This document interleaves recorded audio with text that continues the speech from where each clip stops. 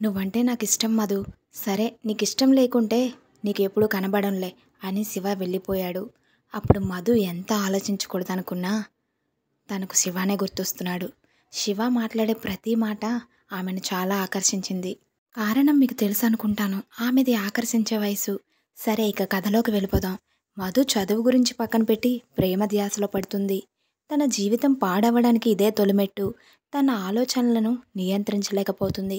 అలా ఒక 4 నెలలు గడిచాయి. మధు మనసు ఎంతో సంతోషంగా నిండిపోయింది. కారణం ఏంటో తెలుసా? తన ఎదురుగా శివ ఉన్నాడు. శివ, నువ్వంటే కూడా నాకు చాలా ఇష్టమే. కానీ కొన్ని షరతులు ఉన్నాయి. వాటిని నువ్వు ఒప్పుకుంటాని అని ఆగింది.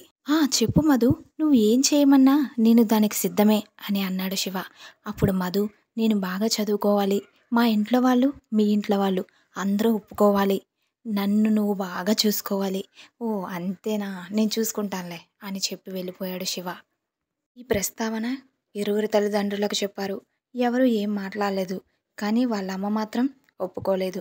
చూడు మధు, నువ్వు ఆలోచించే తీరంతా చాలా తప్పు.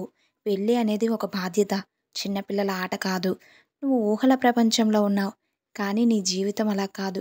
దేవుడు పెట్టే పరీక్షలు చాలా గట్టిగా ఉంటాయి. వాటిని ఓర్చుకునేంత వయసు నీకు ఇంకా రాలేదమ్మా. మధు వాళ్ళమ్మ చాలా చెప్పి చూసింది. ఒక్కొక్కరి జీవితంలో మంచి జరుగుతుందో లేదో తెలియదు, కానీ చెడు మాత్రం చాలా త్వరగా జరిగిపోతుంది. నిజానికి నేడికి తేడా ఏంటో తెలుసుకోలేని వయసు మధుది. మన జీవితంలో చెడు రాసిపెట్టి ఉంటే ఎవరు ఎన్ని మంచి మాటలు చెప్పినా మనకి అసలు అర్థమే కావు. వీడియో నచ్చినట్టయితే ఒక లైక్ చేయండి. నెక్స్ట్ ఎపిసోడ్లో ఏం జరుగుతుందో మళ్ళీ కలుద్దాం. అంతవరకు సెలవు. నేను మీ స్మైలీ శాంతి.